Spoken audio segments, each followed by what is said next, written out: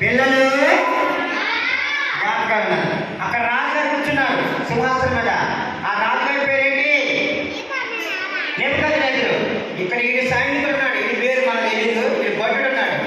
ఇక్కడేమో షడ్రకు మేషకు అబ్దుల్గా ఉన్నాడు. నిలబడ నిలబడ నిలబడ, ఇక్కడ నిలబడ, నువ్వు కూడా నిలబడ. వీళ్ళు ముగ్గురు, ఈడు షడ్రకు, ఈడు మేషకు, ఈడు అబ్దుల్గా. వీళ్ళ ముగ్గురు ఎవరంటే దేవుని పిల్లలు అన్నమాట. ఇశ్రాయేలు జనంలో వచ్చిన వారు. వీళ్ళ ముగ్గురు దేవుని మాత్రమే ఆరాధన చేస్తారు. ఇక్కడ పెద్ద విగ్రహం పెట్టాడు. పొడుగట్టాడు రామన్నాడు. అజయ్ ఎవరు పొడుగట్టాడు? తమ్ముడు మాస్టర్ సీరియస్ నిలబడి. ఇది ఎవరు? ఇది విగ్రహం. మీరు బాగా గుర్తుపెట్టాలి, మీకు తీసుకోవాలి. నిద్రలో ఎప్పుడైనా సరే కథ చెప్పాలి. ఇది విగ్రహం.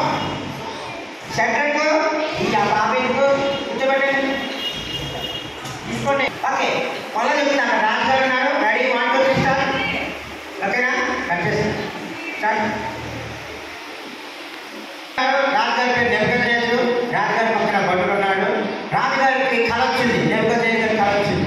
ఆ కళకి అర్థం, కళ వచ్చిపోతే ఆ కళకి అర్థాన్ని, భావాన్ని, ఆ కళ యొక్క వివరణ అంతా కూడా భద్రైనటువంటి దానియేలు చెప్పినప్పుడు బంగారు విగ్రహాన్ని, లేకపోతే పెద్ద ప్రతిమని అక్కడ చేయించాడు. శిరస్సు అంతా కూడా బంగారం, ఈ భాగం అంతా కూడా ఇత్తడి, కింద అంతా కూడా మట్టి మరియు ఇనుముతో చేయించినటువంటి విగ్రహాన్ని పెద్దది నిలబెట్టమంటే ఆ విగ్రహానికి ఎవరైతే పూజిస్తారో వారందరూ కూడా నా భక్తులు, ఎవరైతే తల వచ్చి పూజించారో వారిని అందరూ అగ్నిగుండంలో పడేయాలని రాజుగారు అక్కడ శాసనం పెట్టారు. అయితే ఈ ఊరంతా, ఈ నెబుకద్నెజరు పరిపాలనలో ఉన్న రాజ్యం అంతా కూడా ఈ విగ్రహానికి వంగి వంగి దండం పెడతా ఉన్నాయి. ఇదిగో అది ఆ బొమ్మ చూపించు.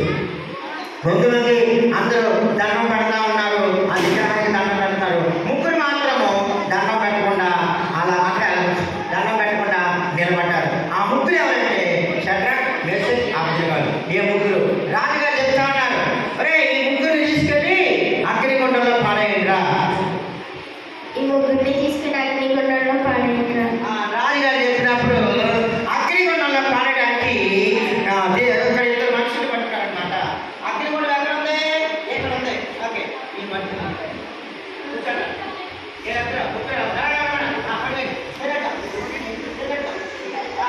ఇలా పట్టుకుని ఇలాగే అంటారంట. ఇలాగే వేస్తారని ఇస్తా ఉన్నారు. అగ్నిగుండం ఎక్కడ ఉంది? అగ్నిగుండం ఎక్కడ ఉంది? ఇలా పట్టుకుని అలా విసిరిసి అలా విసిరారంట. మేము విసిరే కదా, మేమిద్దరు ఆ మంటలకి కాలిపోయి అలా చచ్చిపోయి అగ్నిగుండంలో పడేసి ఏమైపోయారు? చచ్చిపోయి అలాగే ముగ్గురు కూడా అగ్నిగుండంలో పడేశారంట. అగ్నిగుండంలో పడేశారు. ఇప్పుడు ఈ ముగ్గురు ఎక్కడున్నారు? ఈ ముగ్గురు ఎక్కడున్నారు? ఈ ముగ్గురు అగ్నిగుండంలో ఉన్నారు. పిల్లలు షడ్రకు, మేషక్, అగ్నిగుండంలో కాలిపోతా ఉన్నారు. కానీ వీళ్ళకి ఏమీ తెలియట్లేదు. షడ్రకు, మేషక్, అబ్దుల్గా అంట, నువ్వు మమ్మల్ని చంపినా, అగ్నిగుండంలో పాడేసినా మా దేవుడు బ్రతికిస్తాడు. ఒకవేళ బ్రతికించకపోయినా మేము చావడానికైనా సిద్ధమే, కానీ మేము ఆ విగ్రహానికి మొక్కము అని చెప్పారంట. అలాగా అగ్నిగుండంలో పడేసినప్పుడు దేవుడు వారిని కాపాడినా లేదా? చెప్పాలి, కాపాడినా లేదా? కాపాడినా లేదా? చెప్పాలి అందరూ. దేవుడు చేసే కాపాడినా లేదా? కాపాడినా? చెప్పడం చేసేకి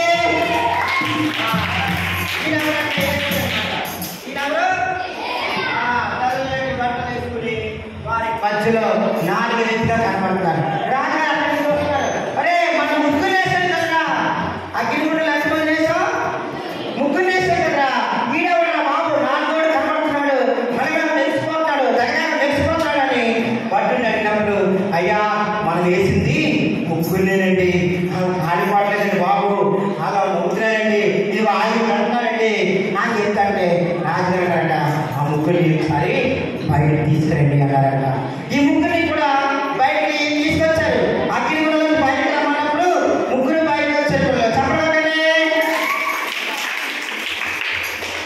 అప్పుడు వేసి కూడా వారి మధ్యలో నుంచి మాయమైపోయారు పిల్లలు.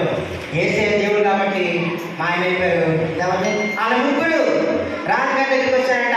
రాజుగారు నిలబడా, రాజుగారు నిలబడారు కాదు, రాజుగారు నిలబడి వీళ్ళ ముగ్గురిని పిలిచి వాసన చూస్తున్నారంట. వాసన చూసి బట్టలు వాసన చూస్తున్నాడు, తల వాసన చూస్తున్నాడు.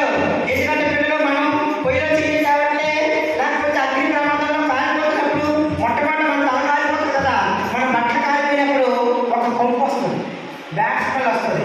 అలాగే ఇలా తల కూడా వాసన రావట్లేదు, తల కాలిపోలేదు, బట్టలు కాలిపోలేదు, ఏమీ కాలిపోదు, సజీవులు ఉన్నారంట. చక్రవర్తి ముగ్గురికి కూడా అప్పుడు రాజుగారు ఉంటారంట. రాజుగారు చెప్తా ఉన్నారంట, ఇక్కడి నుంచి ఈ శంఖం వేసే అభిజనాలు దేవుడే మన దేవుడు, ఈ దేవుడే మనం ఆరాధన చేయాలి, వీళ్ళ దేవుడు చాలా గొప్పవాడు అని చెప్పి వీళ్ళు మెచ్చుకుని వీళ్ళకి మంచి పోస్టు అంటే ఉన్నత పదవులు వాళ్ళకి ఇచ్చి దేవుడు వాళ్ళని మెచ్చుకుని వాళ్ళకు మంచి పోస్టులు ఇచ్చి పోస్టులు ఇచ్చి ఆ ప్రపంచంలో ఆ రాజ్యంలో మంచి పదవులు ఇచ్చి వాళ్ళు మెచ్చుకుని ఈ దేవుడిని మనం